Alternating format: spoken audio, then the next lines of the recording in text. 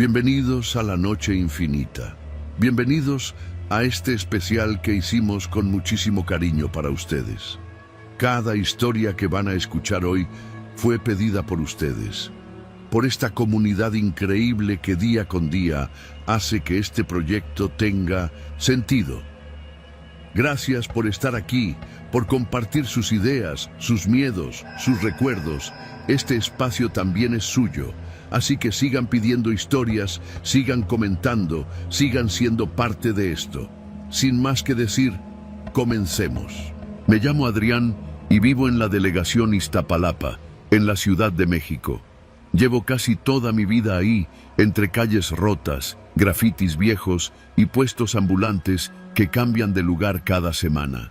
No me quejo, uno se acostumbra. Creces viendo la misma tiendita de abarrotes, el mismo mecánico que nunca arregla bien nada y al mismo elotero que aparece como por arte de magia justo cuando se te antoja algo.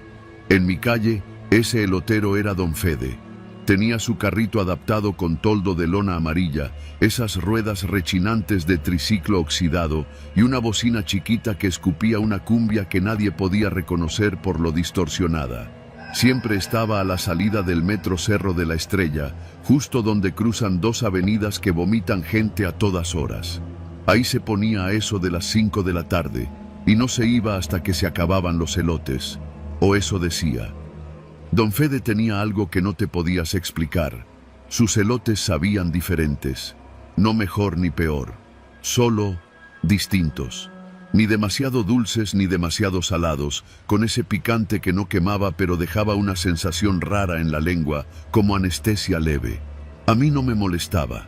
A veces incluso era justo lo que necesitaba después de un día de trabajo. Yo soy técnico en instalación de cámaras de seguridad. Me muevo por toda la ciudad, de azotea en azotea, entre routers, cables y torres. Y justo eso fue lo que me metió en el problema más raro que he vivido. O el más jodido, o el más aterrador, no sé cómo llamarlo. Una tarde que regresaba del trabajo, pasé por mi calle y ahí estaba Don Fede, como siempre. Su carrito echaba vapor y la cumbia seguía sonando en su bocinita.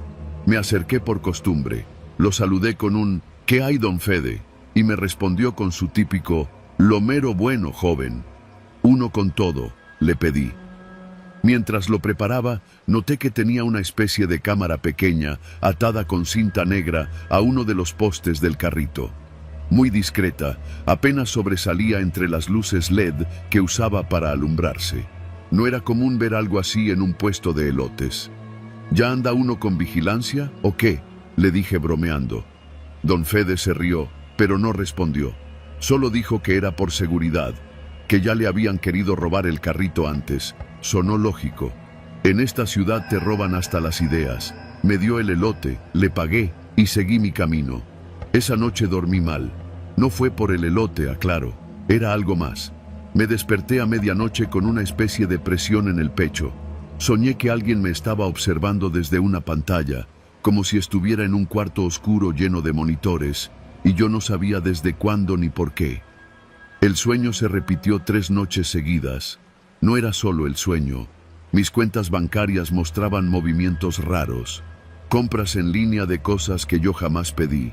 2 pares de tenis deportivos, una membresía de gimnasio y una suscripción a una página de apuestas. Yo no uso ni Uber Eats y mucho menos juego en línea. Fui al banco a bloquear la tarjeta y levantar un reporte. Me dijeron que los cargos provenían de una red pública de Wi-Fi ubicada en la zona donde vivía. Cambié contraseñas, revisé mis dispositivos. Todo parecía en orden, pero me quedé con la duda. ¿Alguien me había clonado la tarjeta o algo peor?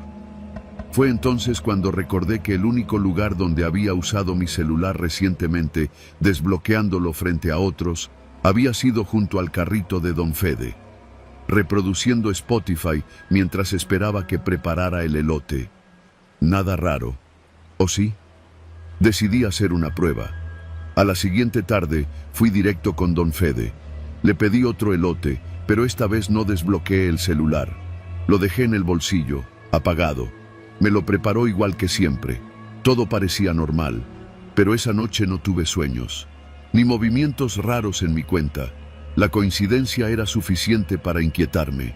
Así que, por mi cuenta, instalé una pequeña cámara de seguridad en una azotea cercana, apuntando directo al lugar donde don Fede ponía su carrito. Una cámara de buena resolución, con visión nocturna. Quería saber cuánto tiempo se quedaba ahí. ¿Qué hacía cuando ya no había clientes? Grabé 2 noches completas. Lo que vi no me lo esperaba. Don Fede no se iba después de cerrar. Apagaba las luces del carrito, bajaba la lona y se quedaba ahí, en la sombra. Pero no inmóvil. Abría una pequeña compuerta lateral y sacaba un estuche negro como de herramientas. De ese estuche conectaba cables a su propio carrito, donde tenía instaladas varias microcámaras, micrófonos y algo que parecía una antena de captación de señal. Revisaba algo en una tablet vieja que tenía escondida entre los trapos. Se quedaba así por horas. A veces conectaba un par de USBs a un router que también sacaba del carrito, todo en completo silencio. Me tomé el tiempo de hacer un análisis del video. Y sí, el carrito tenía al menos 3 cámaras y un lector de tarjetas magnéticas instalado justo donde los clientes ponían el celular, el monedero o incluso la bolsa. Todo hecho con tanto cuidado que pasaba desapercibido. Era un maldito espía de calle. Y lo peor, también captaba audio. Esas noches, como comprobé más adelante, don Fede grababa conversaciones, extraía datos de celulares desbloqueados y usaba su propio sistema para obtener contraseñas, accesos bancarios y archivos de interés. Era una especie de ladrón tecnológico, disfrazado de vendedor callejero. Me sentí enfermo. Me habían robado desde un carrito de elotes. La parte difícil fue decidir qué hacer. Podía ir a la policía, pero ¿con qué pruebas que pudieran presentar sin levantarme sospechas? ¿Iba a confesar que grabé a alguien sin permiso desde una azotea privada? ¿Iba a acusar a un señor de 60 años, con cara de abuelo bonachón, de ser un cibercriminal? Decidí confrontarlo. Una tarde, llegué como cualquier otro cliente. Él me saludó igual que siempre. Le pedí un elote con todo. ¿Y no me va a grabar hoy, don Fede? Le solté sin rodeos. Se detuvo en seco. No sonrió.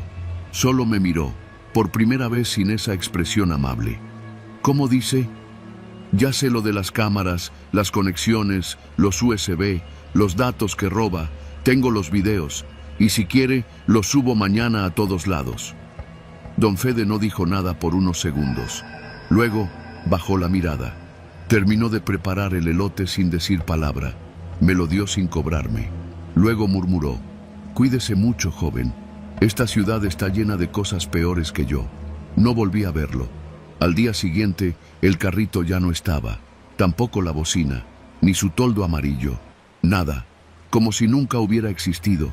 Pregunté a algunos vecinos si sabían qué le había pasado, pero nadie tenía idea. Solo una señora dijo que don Fede era nuevo, que apenas llevaba unos meses y que venía de no sabía dónde, como si siempre hubiera sido parte del paisaje, hasta que dejó de serlo. Revisé mis cuentas bancarias cada día durante semanas. Nada anormal. Me cambié de casa 2 meses después. No por miedo, sino por precaución. A veces pienso en la frase que me dijo al final: «Esta ciudad está llena de cosas peores que yo». Y no sé si lo dijo como amenaza, advertencia o confesión.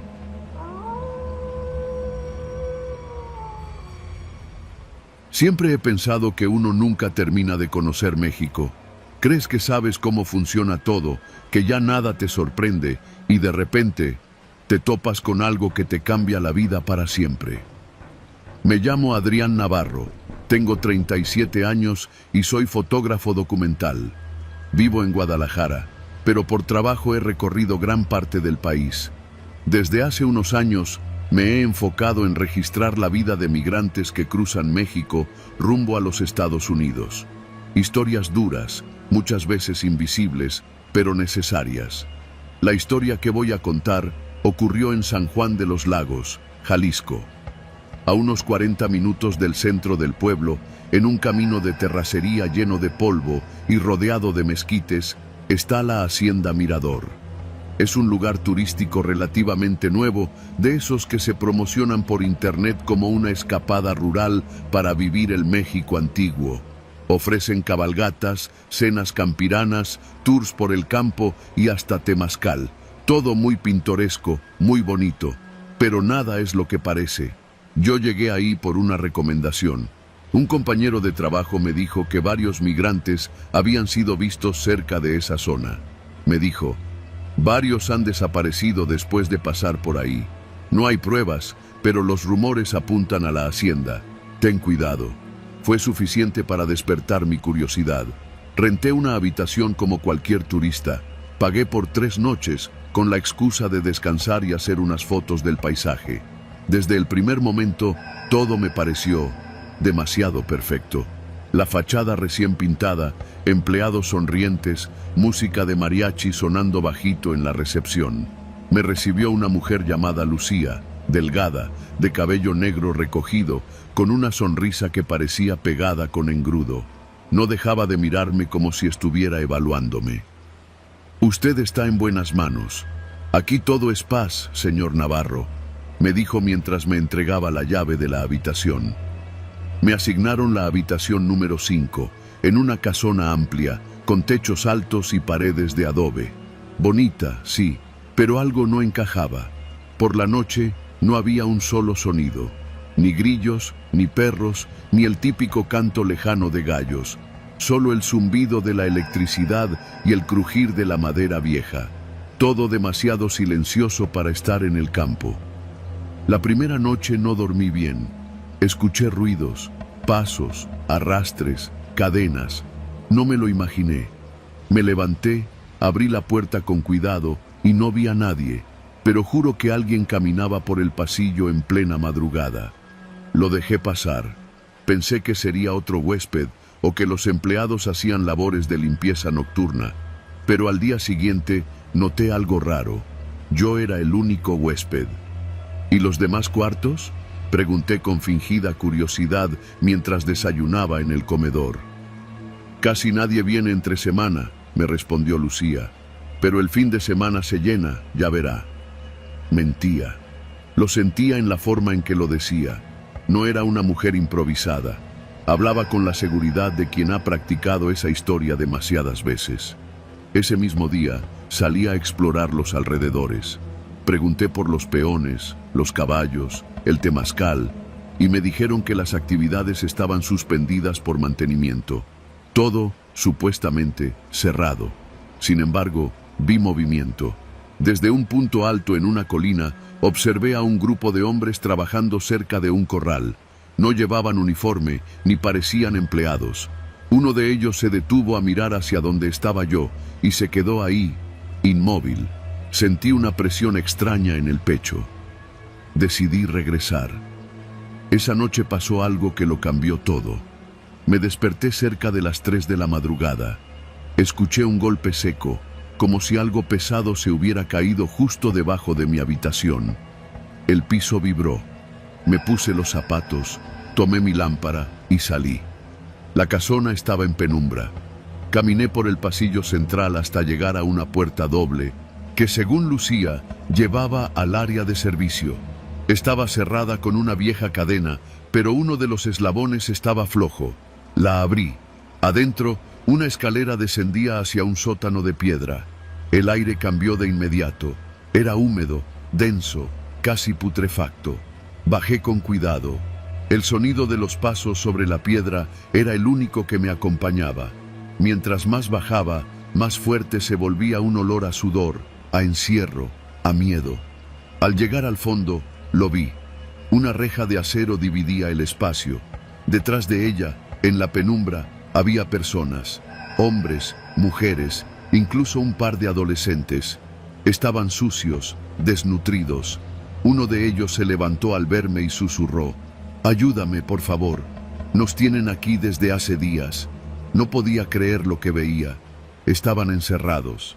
Celdas de piedra, sin colchones, sin baños, apenas con cubetas para sus necesidades. Algunos tenían marcas en las muñecas. Ninguno hablaba mucho. El miedo era más grande que el dolor. Uno de ellos, un joven que no pasaba de los 18 años, me explicó en voz baja que los habían engañado con promesas de trabajo en la hacienda. Otros simplemente fueron secuestrados del tren.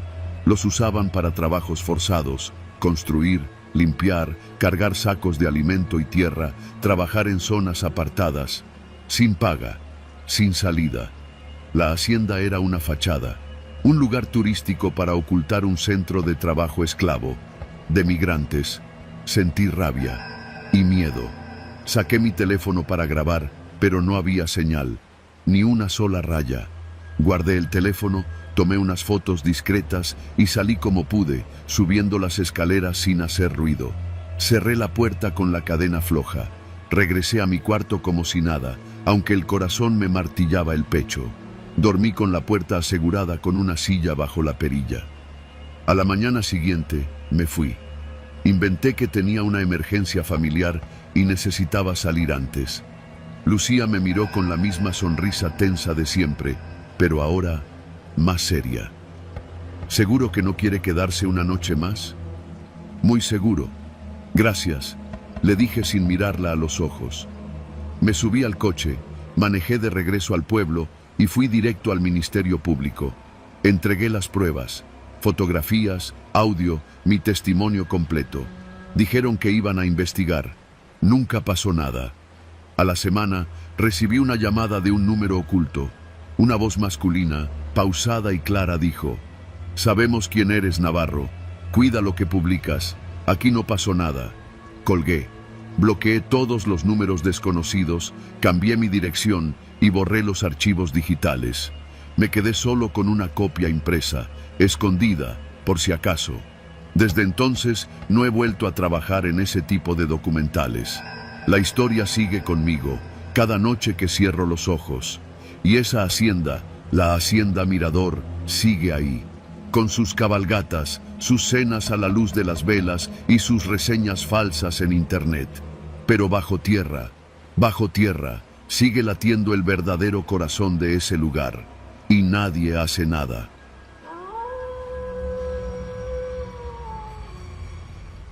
Al principio era sencillo. Salíamos con las redes marcadas con una cinta roja. Sabíamos que esas eran las buenas. Nos adentrábamos un poco más de lo habitual, más cerca de la zona donde está prohibido pescar, donde dicen que los federales patrullan. Pero nunca nos topamos con nadie. La consigna era clara: no abrir las redes. Aunque algunas venían más pesadas, más sólidas que si trajeran pescado. Recogíamos, las subíamos al compartimento sellado de la panga, tapábamos con hielo y regresábamos a tierra. En el muelle nos esperaban 2 camionetas negras. Nosotros entregábamos, ellos pagaban. Pronto empecé a ganar más en una semana que en 2 meses normales. Pagué mis deudas, le puse piso nuevo a la casa, hasta le compré una bicicleta nueva a mi sobrino. Me convencí de que no era tan grave. No estoy matando a nadie, me decía, solo pesco. Pero eso no duró. Un día, regresando de una entrega, uno de los marinos se apareció en el muelle. Pidió revisar las hieleras. Todos nos pusimos tensos. Pero justo cuando iba a levantar una tapa, apareció Toño, sonriendo, saludando al marino por su nombre, invitándolo a una cerveza en la fonda. El marino aceptó y se fue con él. Nunca revisó nada. Ahí entendí que no había escapatoria. Un mes después, desapareció Julio, uno de los pescadores más antiguos. Su panga apareció a la deriva, sin redes, sin motor, sin hielo.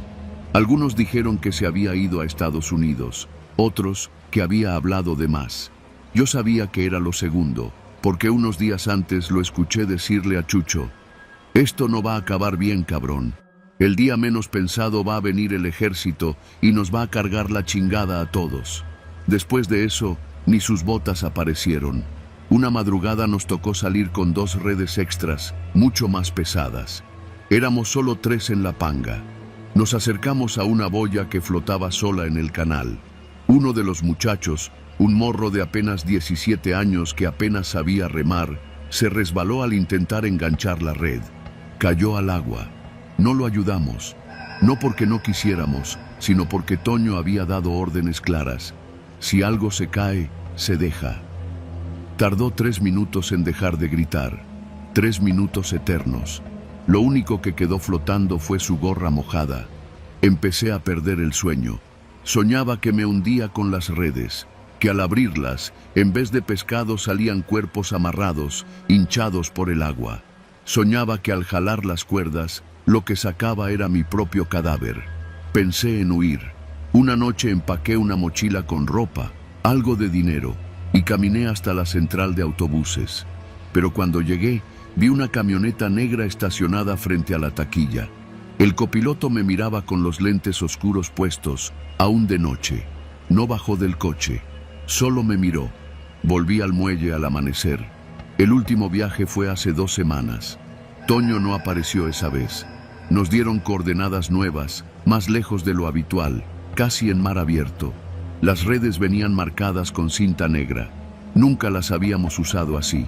Yo ya no preguntaba nada, solo tiré la red al agua, pero al recogerla sentí algo distinto. No era solo el peso, era la forma. No traía droga, traía bolsas negras, cuerpos, 1, 2, 3, y uno de ellos era Julio. Esa noche vomité todo lo que comí. Al día siguiente dije que estaba enfermo, que no podía salir. Toño no me respondió, pero me mandaron a un médico de ellos a revisarme. Me miró los ojos, me revisó la garganta y antes de irse me dijo: «Te ves muy bien para estar enfermo. No te enfermes otra vez, compa. Podría ser muy peligroso para tu salud». Hoy estoy aquí, escribiendo esto en un café internet del centro de Culiacán. Cambié de número. Apagué la panga. Dije que me iba al norte, que me habían ofrecido trabajo en una camaronera de Sonora. Pero no voy a ir a Sonora. Voy a quedarme en movimiento, dormir en hostales, trabajar por días, pagar en efectivo, no hablar de más. Y cuando alguien me pregunte por qué dejé la pesca, le diré lo mismo que le digo a todos: porque el mar ya no me quiere. Pero la verdad es otra. Yo soy el que ya no puede soportar lo que el mar me obligó a sacar de sus entrañas. Y aunque me llamen Richie el Mudo, tengo mucho que decir, solo que nadie quiere escucharlo. Porque todos, allá en el muelle, ya saben que el silencio es lo único que todavía mantiene a flote nuestras vidas. Yo me llamo Ricardo, pero allá en el puerto todos me conocen como Richie el Mudo. No porque no hable, sino porque aprendí desde muy joven que los que hablan mucho en el mar acaban desapareciendo en él. Y no estoy hablando en sentido figurado. Allá en Altata, Sinaloa, entre pangas, redes y corvinas, uno aprende rápido a ver y callar. Empecé a pescar con mi papá desde los 11 años. Primero como chalán, limpiando escamas, remendando redes, cebando anzuelos. Luego, con los años, le fui agarrando cariño al mar, al ruido de las olas golpeando el casco, al olor de motor quemado mezclado con sal.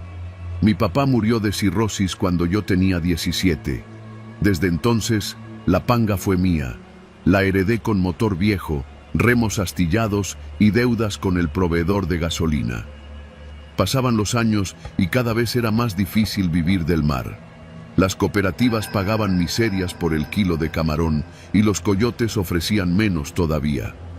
A veces, con suerte, regresaba con 2 hieleras medio llenas de mojarra y un tanque casi seco, lo justo para comprar tortillas, aceite y una cerveza tibia. Así estábamos todos en el muelle, viviendo al día, hasta que llegó ese cabrón del Toño el Grande. Nadie sabía exactamente de dónde había salido.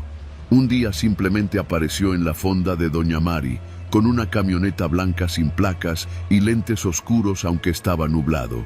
Se sentó en la mesa grande, pidió carne con chile y empezó a hablar con el líder de la cooperativa. No gritaba, no alardeaba, hablaba bajito, como quien te cuenta un secreto. A los pocos días, los más jodidos del muelle, los que no tenían ni para cambiar el aceite del motor, empezaron a estrenar lanchas nuevas, redes italianas, GPS, hasta hieleras con logos en inglés. Pero nadie decía nada. Los mismos de siempre seguían en la rutina: salir de madrugada, regresar al mediodía, contar las piezas, lamentarse por la gasolina. Pero los que estaban con Toño regresaban tarde, muy tarde, y las pangas venían más pesadas de lo normal, aunque no traían más pescado. Yo me hice pendejo. No me metía. Pensaba que si no les debía nada, no me iban a buscar. Hasta que un día se me jodió el carburador en medio de la bahía. Me quedé varado, con el sol partiéndome la cabeza y sin señal en el radio. Cuando ya me estaba preparando para dormir sobre el motor, apareció la panga de Chucho, el dormido, otro del muelle que ya trabajaba con Toño. Me remolcó hasta la orilla. «Te están buscando, Richie», me dijo sin verme a los ojos. «¿Quién?» «Toño. Dice que te quiere hacer una propuesta de trabajo, que seas parte de la flotilla». «No», le dije, «yo estoy bien así». Pero al día siguiente, al llegar a mi casa, encontré a mi perro envenenado en la banqueta. La lengua morada, los ojos salidos. Era un pitbull bravo, de los que ladran hasta por una sombra. Nadie oyó nada. Esa noche, Toño me esperó afuera de mi casa. Sin decir palabra, me aventó un sobre con dinero.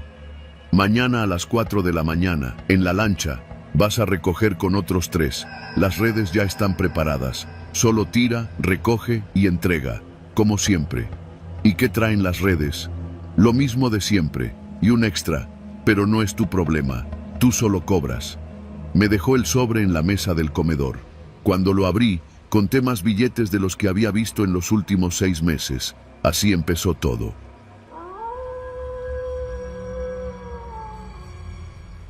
Al principio era sencillo. Salíamos con las redes marcadas con una cinta roja. Sabíamos que esas eran las buenas. Nos adentrábamos un poco más de lo habitual, más cerca de la zona donde está prohibido pescar, donde dicen que los federales patrullan. Pero nunca nos topamos con nadie. La consigna era clara: no abrir las redes. Aunque algunas venían más pesadas, más sólidas que si trajeran pescado. Recogíamos, las subíamos al compartimento sellado de la panga, tapábamos con hielo y regresábamos a tierra. En el muelle nos esperaban 2 camionetas negras. Nosotros entregábamos, ellos pagaban. Pronto empecé a ganar más en una semana que en 2 meses normales. Pagué mis deudas, le puse piso nuevo a la casa, hasta le compré una bicicleta nueva a mi sobrino. Me convencí de que no era tan grave. «No estoy matando a nadie», me decía, «solo pesco». Pero eso no duró. Un día, regresando de una entrega, uno de los marinos se apareció en el muelle. Pidió revisar las hieleras. Todos nos pusimos tensos.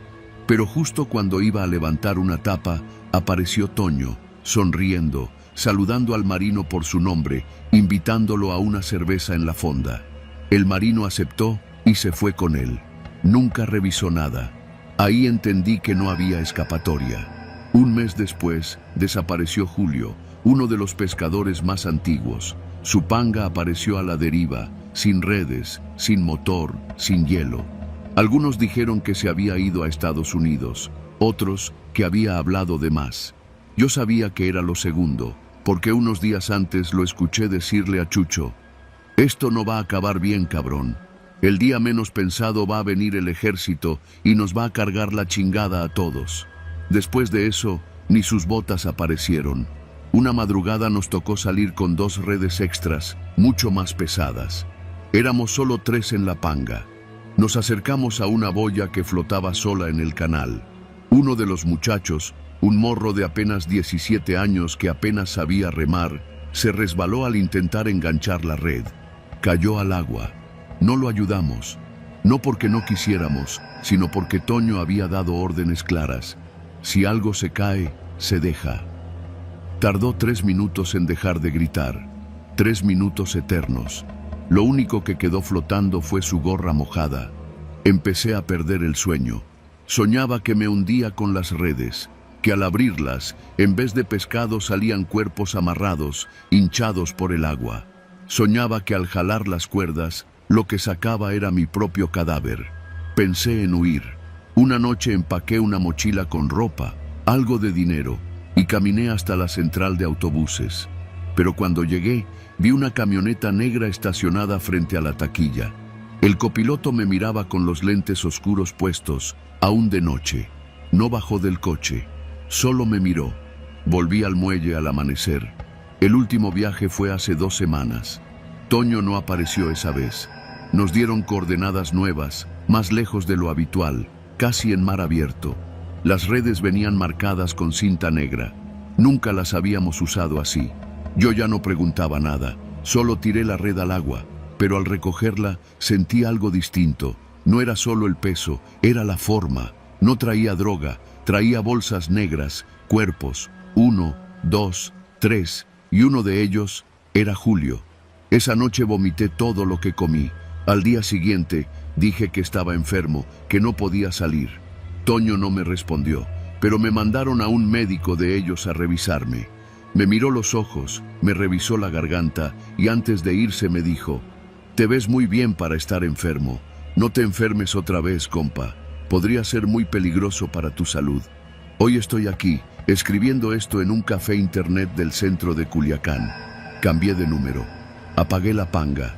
Dije que me iba al norte, que me habían ofrecido trabajo en una camaronera de Sonora. Pero no voy a ir a Sonora. Voy a quedarme en movimiento, dormir en hostales, trabajar por días, pagar en efectivo, no hablar de más.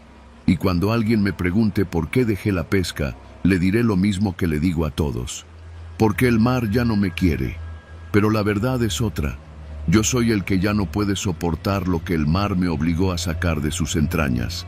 Y aunque me llamen Richie el Mudo, tengo mucho que decir, solo que nadie quiere escucharlo. Porque todos, allá en el muelle, ya saben que el silencio es lo único que todavía mantiene a flote nuestras vidas. Me llamo Julio Martínez. Durante 8 años fui administrador del Hospital General de Tlalnepantla, en el Estado de México. No soy médico ni enfermero. Nunca he tenido vocación de servicio, ni ese romanticismo por el sector salud que muchos fingen tener. Yo estudié contaduría en la FES Acatlán, y desde el principio supe que, si quería progresar en este país, tenía que adaptarme a cómo funcionan realmente las cosas. Entré al hospital como auxiliar administrativo, gracias a un conocido de mi padre que trabajaba en el sindicato. Era un puesto gris: checar facturas, archivar órdenes de compra, registrar entradas de medicamentos. Un trabajo que no deja huella. Pero yo aprendía, observaba, y sobre todo, me ganaba la confianza de los doctores, jefes de área y directivos. Me ofrecía a ayudar con trámites, movía papeles, aceleraba compras. Siempre estaba disponible. En un lugar donde todo es lento, quien agiliza cosas se vuelve indispensable. Así fui subiendo. Me dieron primero la subdirección administrativa. Luego, cuando despidieron al director por un caso de negligencia que se volvió mediático, me ofrecieron quedarme como encargado del despacho. No querían a alguien nuevo, preferían un interno. Acepté sin hacer ruido. Así, a los 36 años, me convertí en director administrativo de uno de los hospitales más grandes del norte del Valle de México. Y fue entonces cuando empezó lo verdaderamente turbio. Todo gira en torno al papel. En un hospital público, todo tiene que ser documentado: las compras, los egresos, los tratamientos, los pacientes.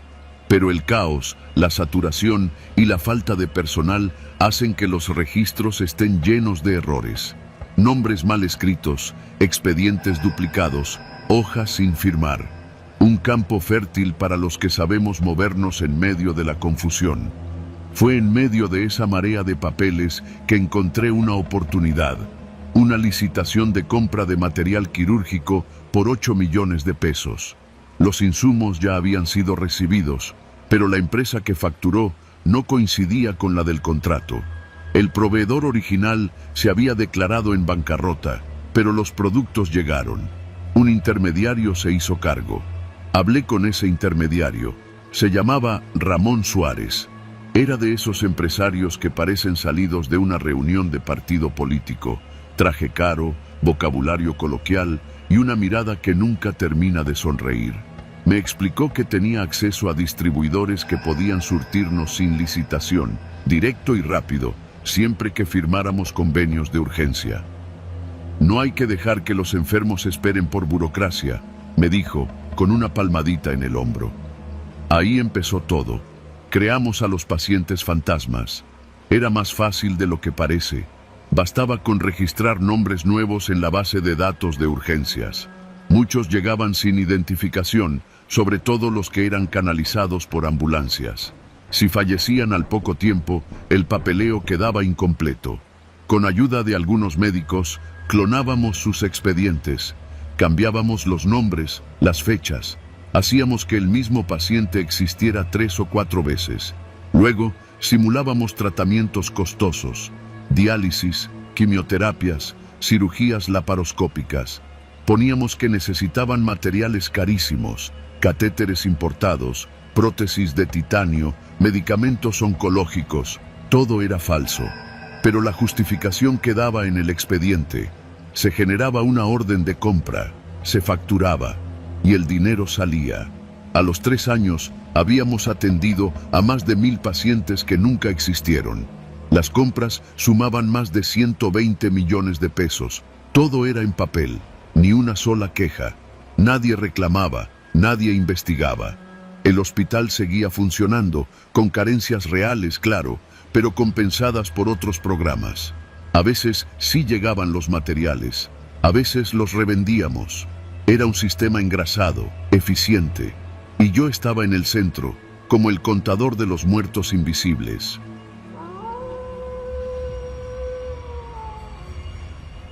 Me llamo Benigno Zárate. Hace unos años trabajé como albañil en la remodelación de una vieja hacienda en el municipio de Valle de Bravo, Estado de México.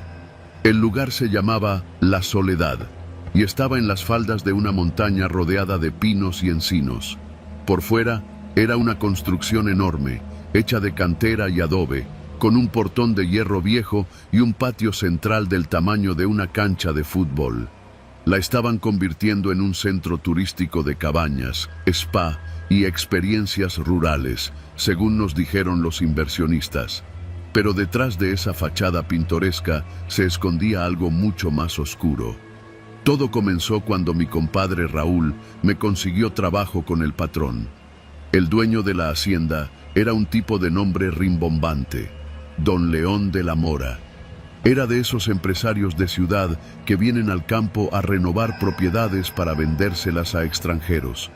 Nunca lo vi cargar un costal de cemento, pero siempre caminaba con botas relucientes y un sombrero de ala ancha, como si fuera un hacendado de los de antes. Era educado, eso sí, pero su mirada era seca, sin vida, como si viera a través de ti. Nos ofrecieron buena paga, alojamiento y comida.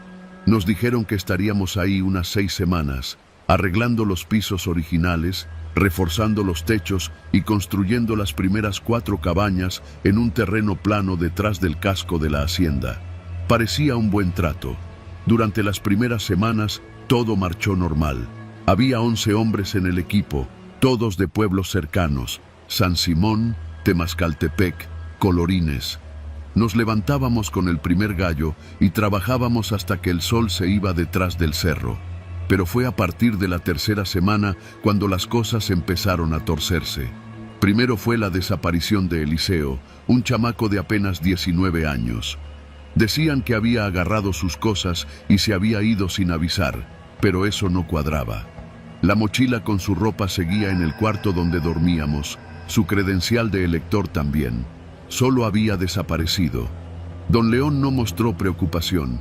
Dijo que los jóvenes de ahora eran inconstantes, que ya encontraría otro peón. Pero no fue solo Eliseo. A la semana siguiente, perdimos a Hilario. El hombre era callado pero cumplidor. Tenía una hija estudiando en Toluca y siempre hablaba de ella cuando cenábamos. Un día no bajó a desayunar. Subimos a buscarlo a su cuarto. No estaba. Su cama estaba tendida.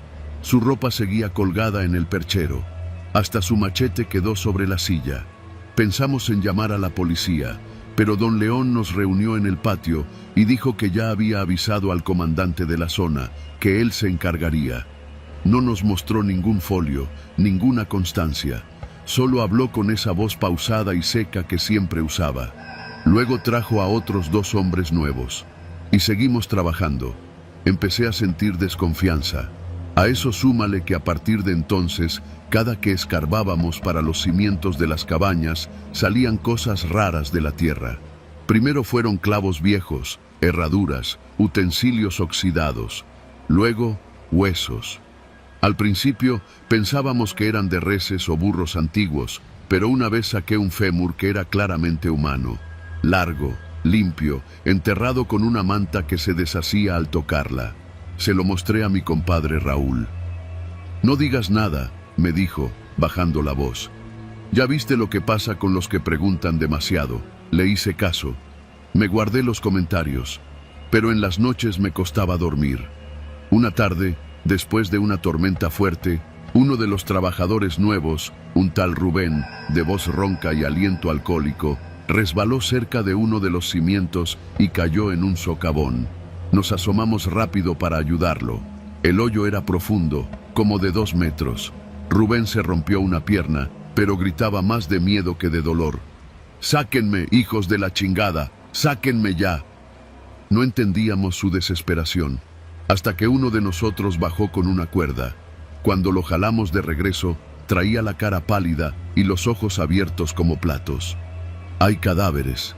Hay muchos», balbuceaba. No le creímos del todo hasta que bajamos un foco de los de obra, colgándolo con una extensión. Lo que vimos ahí abajo nos dejó fríos. Había al menos 4 cuerpos. No eran esqueletos secos. Estaban semifrescos, cubiertos con tierra y cal viva. Algunos con las botas puestas, otros con el uniforme de mezclilla que nos daban para trabajar. Uno de ellos tenía tatuado en el brazo un colibrí. Era Hilario. Ese día quisimos confrontar a don León, pero no estaba.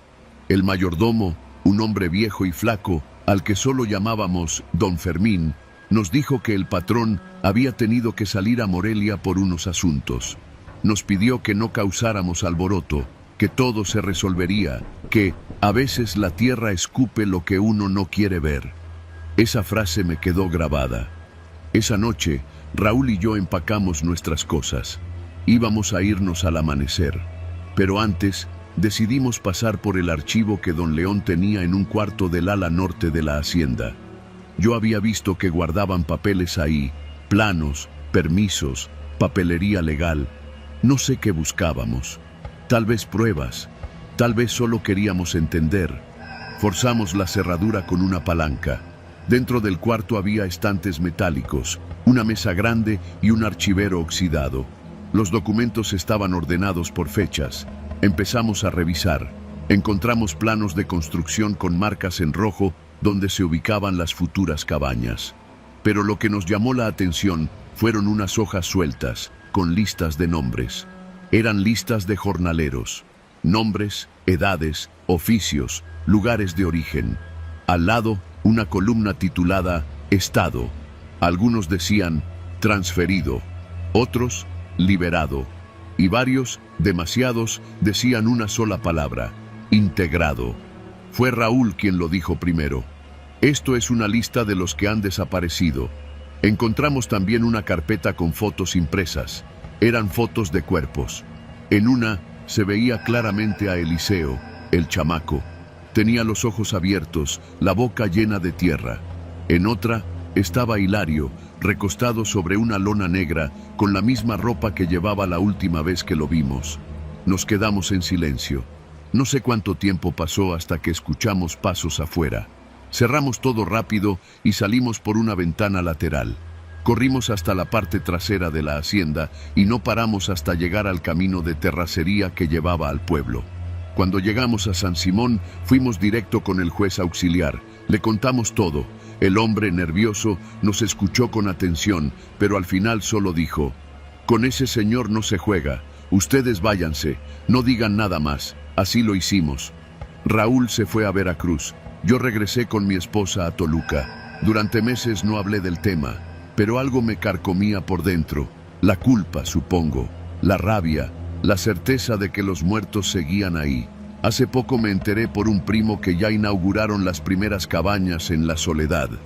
Las promocionan como una experiencia rústica llena de historia y tradición mexicana. Los turistas llegan felices a dormir sobre las tumbas, porque eso es lo que son.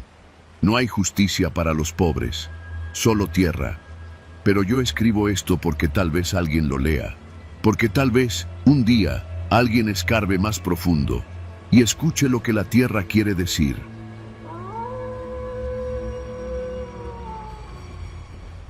La carretera federal número 54 se extiende como una cicatriz entre San Luis Potosí y Zacatecas.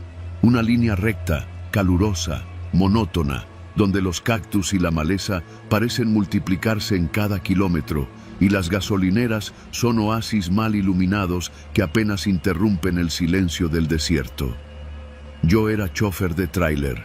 Llevaba casi 15 años en ese oficio. De esos que aprenden más a leer el cielo y el sonido del motor que a leer libros. Esa noche transportaba un cargamento de electrónicos desde Guadalajara hasta Saltillo. Todo iba en orden. Manejaba de noche porque me gustaba la soledad y porque el calor del día hacía que el motor se sintiera como una olla de presión. Eran cerca de las 2 de la madrugada cuando vi el letrero. Gasolinera San Bartolo, a 2 kilómetros. Me pareció raro. Conocía bien esa ruta y jamás había visto una estación en ese tramo. Pero mi tanque estaba por debajo de la mitad y siempre es mejor prevenir. Además, necesitaba estirar las piernas. La gasolinera estaba justo al borde de un pueblo diminuto, con no más de 3 casas visibles desde la carretera. El lugar tenía 2 bombas, una tienda oscura con un cartel de Coca-Cola deslavado y una luz de vapor de sodio que parpadeaba encima del techo de lámina. No había autos, no había nadie. Me estacioné junto a la bomba y bajé del tráiler. No había empleados a la vista, así que toqué el timbre. Una campanita chirriante sonó adentro. Esperé. Pasaron un par de minutos. Iba a subirme de nuevo cuando un tipo salió del local. Delgado, moreno, con una gorra roja y uniforme sin logotipo. Lo primero que noté fue que no me miró directo a los ojos. Me pidió que pagara primero. Le di efectivo. «Llene el tanque, por favor», le dije. Asintió sin hablar y empezó a despachar. Mientras tanto, me estiré la espalda y caminé un poco alrededor del tráiler. Fue entonces que vi algo raro. A un costado de la bomba, pegado a la pared de la tienda, había un pequeño cubículo de vidrio, como una cabina de vigilancia, con lo que parecía una cámara de seguridad apuntando directo hacia donde estaba mi vehículo. No era la típica cámara de gasolinera. Era grande, moderna, y tenía un lente giratorio que parecía seguirme. Me inquietó. Di un paso hacia atrás y noté que había más cámaras. Una justo encima del letrero de precios, otra al lado de una caja de herramientas. Todas nuevas, impecables. No coincidía con el resto del lugar, que parecía abandonado. «¿Qué vigilan con tanto detalle?», pregunté al empleado. No respondió. Solo murmuró que eran cosas del patrón. Cuando terminó de llenar, cerró la tapa del tanque y me devolvió el cambio exacto. Sin una palabra más, regresó a la tienda. Subí de nuevo al tráiler. Justo antes de arrancar, noté algo que me heló la sangre.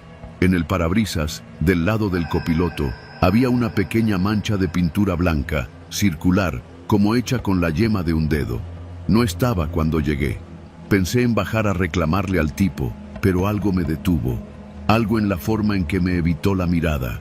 Algo en la quietud del lugar. Un instinto viejo que solo los caminos largos y la mala suerte desarrollan. Así que no me bajé. Solo arranqué. Avancé unos 20 kilómetros más por la carretera. La mancha blanca seguía ahí.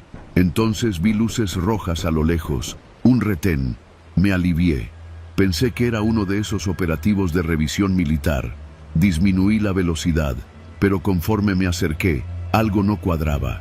No había camionetas oficiales, ni soldados. Eran 2 camionetas viejas, una Explorer y una Silverado, mal estacionadas en forma de embudo sobre la carretera. Había conos, sí, pero los chalecos de los hombres que se acercaban no eran los del ejército, ni de la Guardia Nacional. Eran chalecos naranjas sin insignia, con linternas apuntando directo al parabrisas. Pisé el freno. «Apague el motor y baje, por favor», dijo uno de ellos, alto, barba cerrada, con un radio en la mano. «¿De qué se trata?», pregunté, dejando apenas la ventanilla abierta. «Revisión aleatoria. Rutina», respondió, sin mostrar placa, sin decir su nombre. El otro ya se acercaba por el lado del copiloto. Fue ahí cuando lo comprendí. No era una revisión. Me habían marcado en la gasolinera. Ese círculo blanco en el parabrisas era la señal. El tráiler era valioso, y alguien en esa estación había hecho una llamada. Esa cámara no era de vigilancia, era de selección. ¿Qué transportas?, insistió el tipo de la barba, ahora con una linterna apuntando a mis ojos. Puse primera y arranqué. Lo hice sin pensar. La adrenalina me empujó a hacer lo que ningún trailero debería hacer en un retén: huir. Escuché un grito, luego un golpe seco contra la parte trasera del tráiler. Las luces de una camioneta encendiéndose. Iban detrás de mí. Aceleré. El tráiler rugía y los espejos retrovisores vibraban. No sabía cuánto tiempo podía mantenerles distancia, pero no me iba a detener. Pasaron 5, 10 kilómetros. La camioneta me seguía, las luces altas cegándome. Tomé una curva cerrada y justo cuando salía del trazo vi un letrero de terracería: Rancho Los Laureles, 6 kilómetros. No lo pensé. Metí el tráiler por ese camino de tierra a toda velocidad. Era estrecho y lleno de piedras, pero sabía que no podían seguirme fácilmente. Ellos traían camionetas rápidas, pero yo traía peso, y ese peso era mi ventaja. Levanté una nube de polvo que me cubría como una cortina. Durante los siguientes 5 minutos no vi nada en los espejos. La persecución se había detenido. Tal vez pensaron que me saldría del camino. Tal vez solo necesitaban los tráileres fáciles. Me refugié en el rancho, un lugar modesto, con una reja sin candado. No había nadie despierto. Estacioné detrás de un granero y apagué el motor. Esa noche no dormí. No bajé del tráiler. Solo esperé el amanecer con un cuchillo de cocina en la mano y el corazón latiendo como loco. A la mañana siguiente conduje hasta Saltillo sin detenerme. Nunca volví a cargar en esa ruta. Cada vez que alguien mencionaba la gasolinera San Bartolo, decía que no existía, que no había tal lugar. Lo busqué después en Google Maps. Nada. Solo un tramo de carretera vacía, sin señalamiento, sin rastro. Pero yo sé que estuvo ahí. Yo lo viví. Desde entonces, cada que cargo mercancía valiosa, reviso el parabrisas. Cada que paso por una gasolinera solitaria, me bajo con el motor encendido, alerta. Porque en México no necesitas fantasmas para que algo te quite el aliento. Basta con una mancha blanca en el vidrio y una estación que no aparece en los mapas.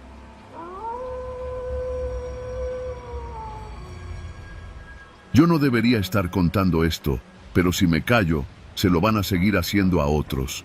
Me llamo Fabián, tengo 32 años y durante más de una década me dediqué a la cosecha de uva en el Valle de Guaymas, en Sonora. Nunca me metí en broncas, nunca le hice daño a nadie. Solo buscaba chamba, como todos. Aquel verano fue más seco que de costumbre. El calor pegaba desde temprano y los jornales estaban cada vez peor. Había semanas que ni para llenar el tanque del carro alcanzaba. Un lunes por la mañana, mientras tomaba café en la cochera, se me acercó el Chuy. Era un compa de la infancia que se había ido al norte y regresaba cada que las cosas se ponían feas allá. «Hay chamba en la sierra, carnal», me dijo en voz baja, como si no quisiera que ni los árboles lo escucharan. «Pagan al doble que aquí, comida incluida». Lo miré con desconfianza. El Chuy nunca había sido santo, pero tampoco rata. «¿Qué tipo de chamba?» «Cosecha», dijo rápido. «Pero es otro tipo de planta. ¿Sí me entiendes?» No me hacía falta mucha cabeza para entender a qué se refería, pero entre quedarme ahí sin un peso o subir al monte unos días, pues me ganó la necesidad. Tenía que pagar la luz, la escuela del chamaco, y mi vieja ya estaba cansada de que le prometiera lo que no podía cumplir. Acepté. Salimos esa misma noche en una camioneta sin placas, con los vidrios tapados con plástico negro por dentro. Éramos 5, 3 de Hermosillo, un chavalo del DF, bueno, de la CDMX, como ahora le dicen, y yo. Nadie hablaba mucho. Todos llevábamos esa mezcla de nervios, pobreza y resignación tatuada en la cara. Después de más de 6 horas de caminos de terracería, llegamos a un rancho escondido entre los cerros, donde los nopales crecían hasta dentro de las bardas. Nos bajaron y nos revisaron los celulares. «Aquí no hay señal ni debe haber», dijo uno de los hombres armados. Dejamos nuestras cosas en un galpón improvisado, colchonetas en el suelo, un solo ventilador y una letrina detrás de los mezquites. Los primeros 2 días sí fue cosecha, pero no de amapola ni mota. Nos pusieron a cavar surcos entre unas plantas que no reconocía. Eran pequeñas, con hojas anchas y tallos suaves. «Esto es chino», dijo uno de los otros jornaleros, un viejo que llevaba ahí más tiempo. «Pero aquí las siembran para algo más cabrón, fentanilo». Me reí por dentro. ¿Fentanilo? ¿Aquí? Siempre pensé que eso era cosa de gringos o de narcos en serie de Netflix. Pero ahí estaba yo, con la tierra bajo las uñas, ayudando a crecer veneno. Después vinieron las amenazas. Al tercer día, uno de los morros preguntó si ya nos podíamos ir. El capataz, un tipo seco con mirada de perro sarnoso, lo miró sin moverse. «Mañana le llevamos un recado a tu mamá», dijo. Y al día siguiente, el chavalo ya no estaba. «No pregunten», nos advirtieron, y nadie lo hizo. Aprendimos rápido que el silencio era más seguro que cualquier rezo. Los días eran eternos. El calor no te dejaba pensar. Nos levantaban antes del amanecer, nos daban tortillas duras, frijoles recalentados y luego directo a las hileras de plantas. Había una estructura de madera techada con lonas donde molían semillas, mezclaban químicos y almacenaban bidones con etiquetas en chino. Todo olía a medicina, pero con algo más, algo corrosivo, que se metía en la nariz y te mareaba si te acercabas demasiado. Una noche escuché al viejo de Hermosillo vomitar sangre. Lo encontraron tirado al amanecer, junto a los bidones. Dijeron que se resbaló, pero sus uñas estaban rotas, como si hubiera intentado escarbar la tierra. Yo empecé a perder peso. Dormía con un cuchillo bajo la almohada. Algunos decían que había un grupo de halcones vigilándonos desde los cerros. Nunca los vimos, pero siempre sentías los ojos. Una noche vi destellos a lo lejos. Pensé que eran luciérnagas, pero se movían demasiado parejo. Era gente. No sabías qué era peor, los que nos vigilaban o los que nos cuidaban. Una tarde, uno de los jefes me llamó por mi nombre. Eso me heló. «Tú, Fabián, vente». Me llevaron a una cabaña más chica, donde había un escritorio y una televisión con cámara de vigilancia. En la pantalla vi mi casa, mi hijo jugando con una pelota, mi esposa colgando ropa. Era en tiempo real, no dijeron nada, solo me la mostraron. Cuando la pantalla se apagó, el jefe habló. «Si un día se te ocurre correr, ellos pagan». Ese fue el punto sin retorno. Desde entonces, cada decisión era de vida o muerte. Yo no podía quedarme, pero tampoco podía escapar. Empecé a observar, a aprender. Sabía cuántos hombres había, cuándo cambiaban turnos, dónde escondían los radios. Una madrugada, mientras todos dormían, fingí un ataque de vómito para ir al baño. Salí por detrás, sin lámpara, usando solo la luz de la luna. Caminé más de 2 horas entre cerros, sin rumbo. Sabía que si me atrapaban, no me preguntarían nada, solo me enterrarían. Encontré un río seco y seguí su cauce hasta que vi luces lejanas. Una casa. Toqué la puerta y me desmayé. Desperté en un hospital rural. Tenía fiebre y una infección por una herida en la pierna. Cuando quise hablar, no pude. La garganta se me cerraba de puro miedo. Pero una enfermera me entendió. Me trajo papel. Escribí. «No digan que estoy aquí». Me quedé 2 días. Cuando pude caminar, escapé otra vez. Fui a un pueblo más alejado y desde ahí llamé a mi esposa. Le dije que huyera, que se fuera con su hermana en Culiacán, que no regresara por nada del mundo. Ella lloró. Yo lloré. Pero entendió. Han pasado más de 3 meses desde que salí del rancho. Me escondo en diferentes pueblos del sur de Sonora. No uso mi nombre real. Cambié mi forma de vestir, me corté el pelo, aprendí a callar. Nunca duermo más de 5 horas. Siempre escucho motores. Siempre temo que toquen la puerta. Y aunque estoy libre, no puedo dejar de pensar en los que se quedaron, en los que no supieron cómo huir, en los que ni siquiera sabían qué estaban haciendo. Dicen que Sonora es tierra de oportunidades, pero hay cultivos donde lo que germina no es riqueza, es muerte. Y a veces El precio de una decisión desesperada no se paga con dinero, se paga con la vida.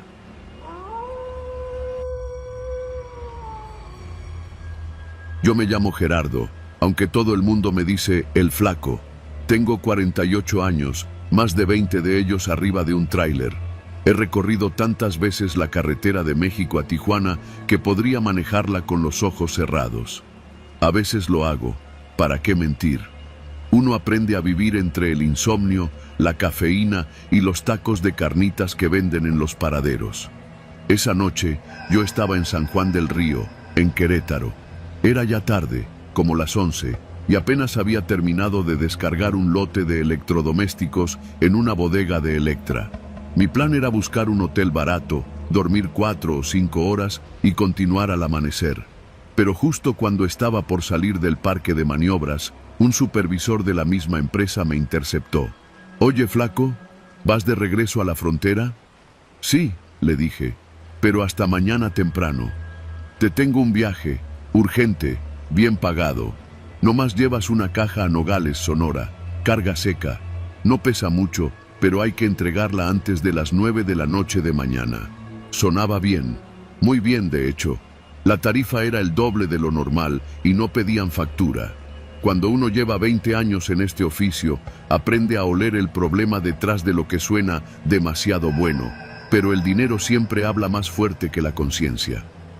«Va, mándala». Media hora después, me entregaron la caja. Era enorme, de madera, como de las que usan para maquinaria industrial. No tenía etiquetas, ni número de guía, ni nada. Solo una calcomanía roja que decía «Frágil».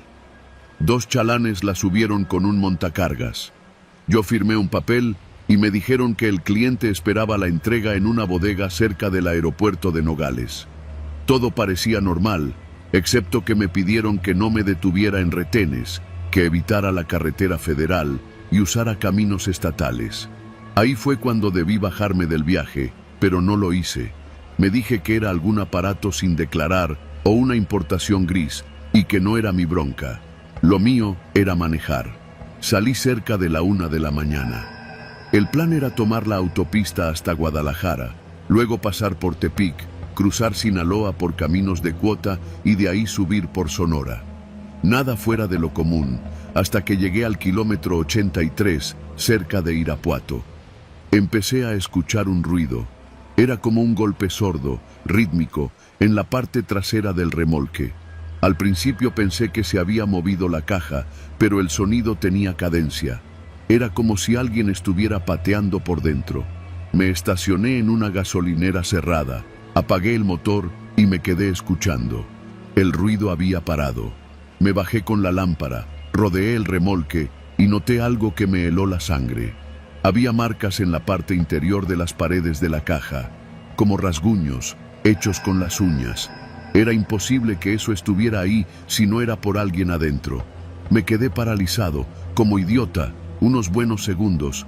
Luego corrí a la parte delantera, abrí la puerta trasera del camarote y saqué la palanca. Iba a abrir la caja. Tenía que saber qué llevaba, pero no lo hice. El miedo me ganó. Pensé en las historias de choferes levantados por el narco por andar de chismosos. Me repetí que yo solo era el transporte, que no era mi problema lo que había dentro. Subí al camión y seguí manejando. El ruido regresó 2 horas después, antes de llegar a Tepic. Esta vez eran golpes rápidos, desesperados. Frené de nuevo, en un área de descanso, y ahí sí escuché algo que no me dejó dormir por semanas. «¡Ayúdenos!», gritó alguien desde dentro. «Por favor, hay niños». Lo primero que hice fue mirar alrededor. No había ni un alma. Solo la luz tenue del poste y la maleza. El eco de esa voz rebotaba en mi cabeza. Me acerqué y toqué la caja. «¿Cuántos son?» «5. Nos tienen amarrados. No nos dejan salir». Mi corazón latía como si fuera a reventar. Toqué la caja con la mano. El sonido de los nudillos sobre la madera fue respondido por 3 golpes. Llamé a un número de emergencias, pero cuando me pidieron mis datos y ubicación, colgué. No quería meterme. Apreté los dientes. Tenía 2 opciones: abrir la caja, ayudarles y jugármela con quien sea que me había puesto en esto. O cerrar la puerta, subir al tráiler y seguir como si no hubiera escuchado nada. Decidí ayudar. Fui a buscar herramientas y una linterna. Me costó 15 minutos romper uno de los candados de acero. Cuando abrí la caja, la peste fue lo primero que me golpeó. Sudor, vómito, plástico y desesperación. Dentro había 5 personas, 3 adultos, 2 niños, amarrados, con las bocas tapadas con cinta. Uno de ellos ya ni se movía. Los bajé uno por uno. Ninguno hablaba. Estaban deshidratados, desorientados. Uno de los niños se orinó encima. Lloraba en silencio. Les di agua, lo poco que tenía, y lo único que les pude decir fue: ya están fuera. No sabía qué hacer. Estábamos en medio de la nada, y yo acababa de convertirme en cómplice de tráfico humano. Les pedí que esperaran, que iba a buscar ayuda. Pero cuando regresé, 15 minutos después, ya no estaban. Solo quedaban los restos de cinta y una camiseta en el piso. Los busqué en la maleza, por los arbustos, por los alrededores. Nada. Se habían ido, sin dejar rastro. Desde entonces no he vuelto a trabajar de noche. Y nunca más he aceptado cargas sin preguntar qué llevan. Pero lo peor vino después. Una semana después de aquello, me llamaron del mismo lugar. Otra carga urgente. No acepté. Me amenazaron. Me dijeron que sabían quién era, dónde vivía. Dejé de manejar. Me mudé con mi hermana a Cuautitlán. Cambié de número, de tráiler, de vida.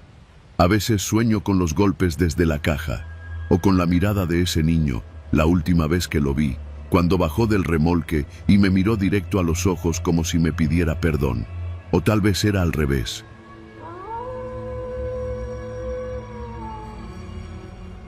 Me llamo Cristóbal. Soy de un pueblo en el estado de Chiapas que casi nadie ubica en el mapa. Lo único que sabías de ese lugar era que si nacías pobre, morías pobre. O cruzabas al otro lado. Yo elegí lo segundo. En mayo del año pasado, después de meses de trabajar como jornalero sin ver futuro, salí con otros 5 rumbo al norte. No teníamos coyote, ni dinero suficiente para pagar uno. Solo traíamos una mochila, botellas de agua, tortillas con sal y una lista mental de recomendaciones que otros paisanos nos habían dicho. Evita Reynosa, no te quedes cerca de las vías, si te ofrecen trabajo temporal, desconfía. Pero uno no desconfía con el estómago vacío, ni cuando llevas 4 días caminando bajo el sol, con los pies llenos de llagas y los labios partidos. Fue por eso que nos detuvimos en ese lugar. Estábamos a unas 2 horas de Caborca, en Sonora. El calor era insoportable. Ya no sabíamos si íbamos en línea recta o en círculos. Ahí fue donde los vimos por primera vez. Una camioneta blanca, con placas de Sinaloa, deteniéndose lentamente en medio del camino de tierra. Bajaron 2 hombres, uno de ellos vestido con pantalón vaquero limpio, botas brillantes y una sonrisa que parecía ensayada. Somos parte de un programa de ayuda, nos dijo. Apoyamos a los hermanos migrantes. Agua, comida, sombra, un descanso. Y después, si quieren, los acercamos a la frontera. Lo dijo así, sin pedir nada a cambio. Nos miramos entre nosotros y nadie dijo que sí, pero todos caminamos hacia la camioneta, como borregos.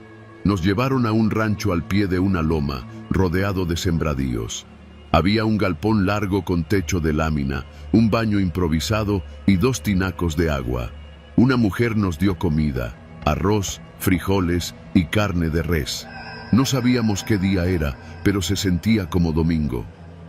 Van a quedarse unos días para echar la mano en la cosecha, nos dijo el mismo hombre de la camioneta. 4 semanas, máximo. Después, los cruzamos. No lo preguntamos. Para entonces, ya sabíamos que nada era gratis. Los primeros días no fueron tan malos. El trabajo era duro, sí, pero al menos comíamos 3 veces al día y dormíamos en catres dentro del galpón. Éramos muchos más. Algunos decían ser de Guatemala, otros de Oaxaca. Algunos llevaban ahí más tiempo. Uno, de nombre Joaquín, tenía casi 2 meses. Cuando le pregunté por qué no se iba, me respondió con la mirada baja: No es tan fácil. Al principio pensé que lo decía por miedo a perder el viaje, pero después entendí que no se refería a eso. A la segunda semana, las cosas cambiaron. La comida comenzó a escasear y nos redujeron las porciones. Si alguno se quejaba, lo ponían a trabajar hasta entrada la noche. Había reglas absurdas: no hablar durante el trabajo, no preguntar por fechas, no acercarse al portón principal sin permiso. La mujer que nos daba de comer ya no sonreía. Solo nos dejaba el plato en la mesa y se alejaba como si le diera asco mirarnos. Una noche, escuchamos que uno de los migrantes se intentó escapar. Era un hondureño de unos 30 años, delgado y callado. Nunca supe su nombre. A la mañana siguiente, uno de los hombres del rancho trajo una cubeta llena de agua y la lanzó dentro del galpón. Luego, con voz áspera, nos dijo: «Aquí no hay salidas a medio camino. El que se va sin permiso termina como fertilizante». Nadie se rió. Nadie preguntó si hablaba en serio. Con el paso de los días, el rancho se volvió una prisión. Las puertas del galpón se cerraban desde afuera por las noches, como si fuéramos animales. Uno de mis compañeros, Félix, empezó a enfermar. Tosía todo el tiempo y a veces escupía sangre. Le pedimos al encargado que lo llevara a un hospital. Se lo llevaron, sí, pero nunca lo volvimos a ver. La gente comenzó a desaparecer así, uno por uno, siempre de madrugada.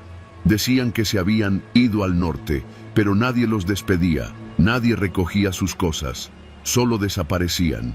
Entonces me di cuenta, nadie se iba de ese lugar, solo entraban. El verdadero miedo comenzó la tercera semana. Una noche, Joaquín se acercó a mí con los ojos llenos de terror. «Cristóbal, tú aún tienes fuerza, no te quedes. Hay cosas que no has visto todavía». «¿De qué hablas?» «A veces, cuando todos duermen, se los llevan, no por la puerta, por atrás del campo».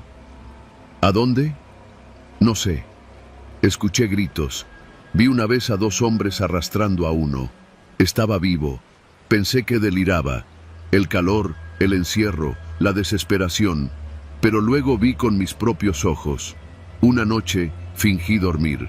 Me cubrí con una manta hasta la cabeza y esperé. Como a las 2 de la mañana, la puerta del galpón se abrió lentamente. 2 figuras entraron en silencio, cargaron a uno de los muchachos que dormía en el rincón, no recuerdo su nombre, y salieron sin hacer ruido, como si fuera rutina. Quise levantarme, detenerlos, gritar, pero mi cuerpo no reaccionó. El miedo me había congelado. A la mañana siguiente, ese muchacho no estaba. Pregunté por él. «Lo llevaron al cruce», me dijo el encargado. «Tu turno viene pronto, si te portas bien». Mentía. Lo sabíamos todos.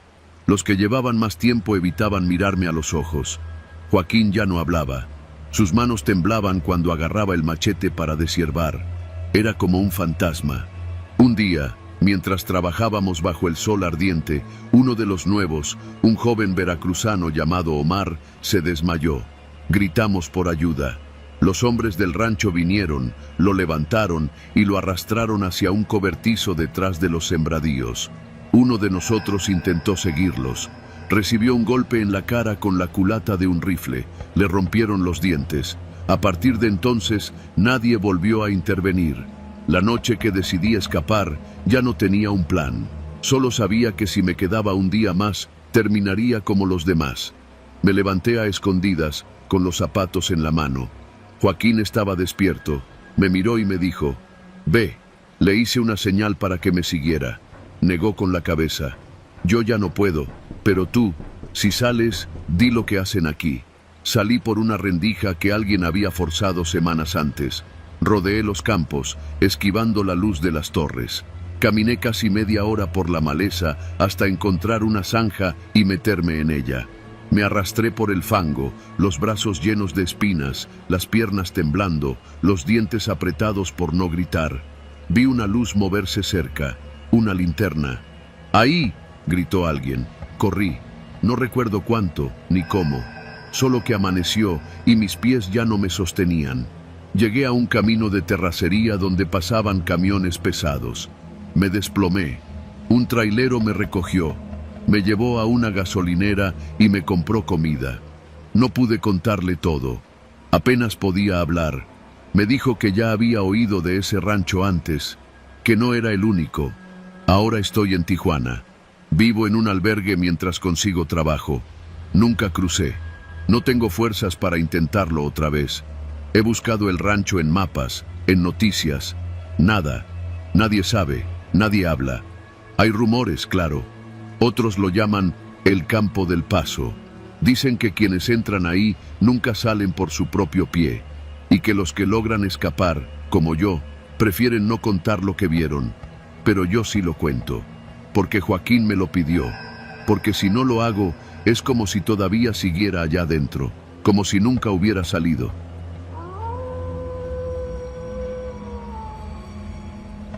Me llamo Darío. Hace 2 años dejé la universidad para meterme de lleno al ejército. No porque me encantara la idea de cargar un rifle o irme a las sierras, sino porque aquí, donde crecí, en el norte del país, cerca de la frontera con Texas, las oportunidades eran pocas y el uniforme te daba respeto, te abría puertas, te cerraba otras, claro, pero eso lo aprendí después. Todo empezó con una asignación de rutina, o al menos eso dijeron. Nuestro escuadrón, formado por 12 elementos, fue enviado a un retén en una carretera secundaria que conecta Tamaulipas con Coahuila. Una vía poco transitada, usada principalmente por transportistas, traileros y rancheros que conocían las rutas más viejas, las que no pasan por retenes oficiales. El punto de revisión era un sitio improvisado. 2 carpas militares, barricadas de metal y 2 camionetas artilladas con ametralladoras Browning. Yo era parte de la segunda línea, el grupo que revisaba el contenido de los vehículos, no el que los detenía. Nos turnábamos cada 8 horas. El clima era infernal, el calor pegaba como plomo fundido sobre la piel y el viento traía un olor seco a hierba quemada y polvo. Todo iba normal hasta que, una tarde, llegó un tráiler rojo sin logotipos, impecable, carrocería brillante, llantas nuevas, sin una sola abolladura. Eso ya era raro. Aquí los camiones que pasaban eran viejos, con rótulos de empresas locales o gringas, muchos con las placas borradas por el sol o el lodo. Pero este parecía recién salido de la agencia. Lo detuvo el sargento Mendoza, que siempre decía que los camiones bonitos eran los más sospechosos. Cuando lo abordó, el conductor ni siquiera lo miró. Bajó el vidrio y entregó los papeles sin decir palabra. El sargento me hizo señas y me acerqué con otro compañero, Zúñiga, para revisar el compartimiento de carga. Recuerdo perfectamente que el conductor no bajó del tráiler, solo dijo: «No traigo nada, llevo ropa de paca, todo viene sellado». La voz era baja, como si no quisiera llamar la atención. Cuando abrimos las puertas traseras, nos sorprendió el orden. Todo estaba empacado en bolsas transparentes de gran tamaño. Ropa, sí, pero sin etiquetas, sin logotipos, sin marcas. Solo montones y montones de prendas dobladas, iguales, como si fueran uniformes. Olían a humedad, como si hubieran sido almacenadas en un sótano por meses. Le pedimos al conductor que bajara, pero dijo que no podía dejar el volante. «Orden directa», repitió. El sargento discutió con él unos minutos mientras nosotros revisábamos más a fondo. Zúñiga abrió una de las bolsas del fondo y sacó una prenda. Era un uniforme militar, pero no del nuestro. Verde oscuro, sin insignias. Me miró, levantando las cejas. «¿Esto es ropa de paca?» Yo solo negué con la cabeza. El sargento se acercó, le mostramos lo que encontramos. Revisó los papeles de nuevo, frunció el ceño y dijo algo que no olvidaré. «No hay guía de embarque, solo esto», mostrando una hoja sin sellos, sin firma, sin origen ni destino. Y aún así, lo dejamos pasar. No fue nuestra decisión. El sargento recibió una llamada por radio. Una voz grave, cortante, con acento del centro del país, le dijo que liberara el camión, sin preguntas, sin anotaciones. «Órdenes del alto mando», nos dijo. Zúñiga y yo protestamos, pero el sargento, que era veterano, solo nos lanzó una mirada dura. la misma que le ponen los padres a los hijos cuando están a punto de meter la mano al fuego. Nos dijo que cerráramos la boca si queríamos seguir vivos y que aprendiéramos a no preguntar de más. Ese fue el primero, pero no fue el último. En las siguientes semanas comenzaron a llegar más camiones. De madrugada, siempre con la misma estructura, mismos documentos falsos, mismo contenido. Algunas veces era ropa, otras productos perecederos, pero nunca olían como tal. Algunos camiones venían con hielo derretido en el piso de la caja, aunque las puertas estaban selladas. Otros venían con marcas en las paredes interiores, como si algo hubiera sido arrancado de los ganchos metálicos. Me llamo Darío. Hace 2 años dejé la universidad para meterme de lleno al ejército. No porque y todos, sin excepción, eran autorizados por la misma voz al otro lado del radio. Una noche, mientras yo estaba de guardia, vi que uno de los soldados del primer grupo, Ramírez, salía corriendo del punto de revisión hacia el monte. Lo alcanzaron unos metros adelante. Decía incoherencias, que lo iban a matar, que ellos sabían que él había visto dentro de la caja, que lo había abierto por error cuando buscaba una caja de medicina para un compañero con fiebre. Lo mandaron de vuelta a la base por alteración psicológica. Nunca supimos más de él, pero la semilla ya estaba sembrada. Zúñiga y yo empezamos a dudar. Comenzamos a anotar matrículas, a tomar fotos con los celulares ocultos que teníamos, los que no estaban registrados oficialmente, y a guardar copias de los papeles falsos. Lo hacíamos por paranoia, por necesidad de entender, hasta que un día desaparecieron 3 de esas pruebas, no de la base, de nuestras casas, porque sí, alguien entró a mi casa en Monterrey mientras yo dormía. No se robaron nada, solo mi cuaderno y mi celular viejo. Lo supe porque las cerraduras no estaban forzadas, pero el cajón donde escondía el cuaderno estaba abierto, como si me dijeran, sabemos lo que haces. Zúñiga ya no volvió después de eso. Pidió un traslado a Veracruz. No me respondió los mensajes. El grupo quedó fracturado. El sargento Mendoza comenzó a beber más de lo normal. Tenía los ojos rojos todo el tiempo. Murmuraba cosas. Una vez me dijo, hay líneas que no se cruzan, pero a veces nos obligan. Una noche, poco antes de que me dieran la baja definitiva, llegó un cargamento distinto.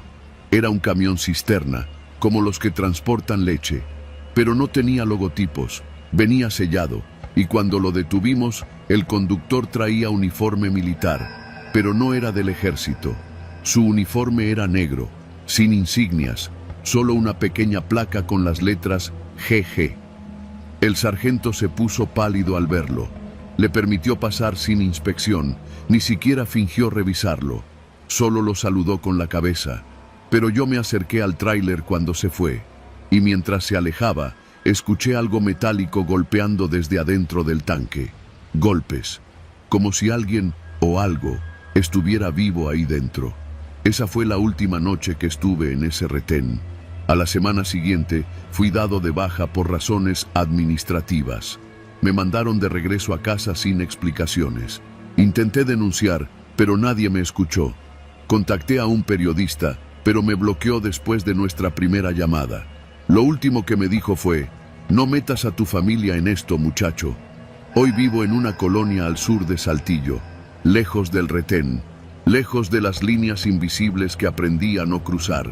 A veces sueño con los camiones, con las bolsas transparentes, con los relojes que se detienen cuando llega el camión cisterna, pero sobre todo sueño con esa voz en el radio diciendo, autorizado, déjalo pasar. Y eso me quita el sueño más que cualquier demonio, porque en este país el verdadero horror no viene de lo que se esconde en la oscuridad, sino de lo que se mueve a plena luz del día con permiso de todos.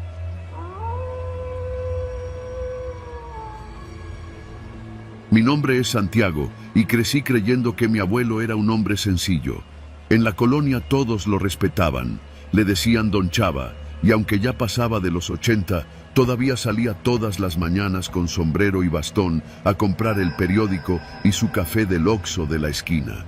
Vivía en la misma casa desde los años 70, una construcción modesta en San Juan de Aragón, de esas con patio al frente y rejas oxidadas.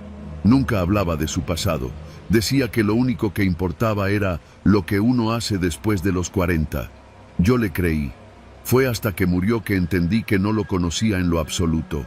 Todo empezó con su funeral. Mi mamá me pidió que la ayudara a vaciar la casa para ponerla en venta. El velorio fue sencillo, con café de olla, pan dulce y vecinos contando anécdotas. Algunos lloraban, pero no por tristeza, sino por miedo, como si la muerte de mi abuelo hubiera dejado una deuda pendiente flotando en el aire. Me llamó la atención un hombre que llegó en un auto viejo, un Chevy negro con placas de Morelos. No entró a la casa. Se quedó parado al otro lado de la calle, viendo desde lejos, y cuando lo volteé a ver, se persignó y se fue. Esa noche no dormí bien. Al día siguiente, mientras limpiábamos la recámara de mi abuelo, encontré una caja de madera bajo su cama. No tenía candado, pero estaba cubierta por una cobija vieja, como si quisiera ocultarse sin esconderse del todo. Dentro había papeles amarillentos, fotografías en blanco y negro y algo que me heló la sangre. Una libreta de contactos, escrita a mano, con nombres, números de teléfono y lugares. Tepito, Ciudad Neza, Ecatepec, Ayotla. Algunos estaban tachados, otros tenían anotaciones como «ya cayó» o «reubicar». Pensé que se trataba de alguna bitácora personal, hasta que encontré un folder con el membrete de la Policía Judicial del entonces Distrito Federal. El año, 1982. Las hojas estaban llenas de nombres y fichas, pero no eran delincuentes comunes. Eran jóvenes. Algunos no pasaban de los 17 años. Todos tenían algo en común.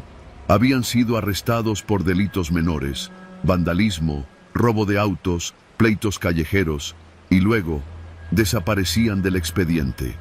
Al fondo de la caja había una fotografía que me dejó paralizado. Mi abuelo, de joven, en lo que parecía ser una sala de entrenamiento. Detrás de él, 5 chicos con el rostro cubierto y armas largas. La leyenda escrita a mano en la parte de atrás decía: «Generación del 85, listos para la línea». Me senté en el piso, incapaz de procesarlo. Mi abuelo había sido reclutador de sicarios. Durante días no pude decirle nada a mi mamá. Ella lo idolatraba. Decía que gracias a él había podido estudiar, que nunca faltó el pan en la mesa. Pero yo necesitaba respuestas. Las cosas empeoraron cuando un hombre me buscó afuera de la casa. Tendría unos 50, la mirada dura, la camisa fajada como militar retirado.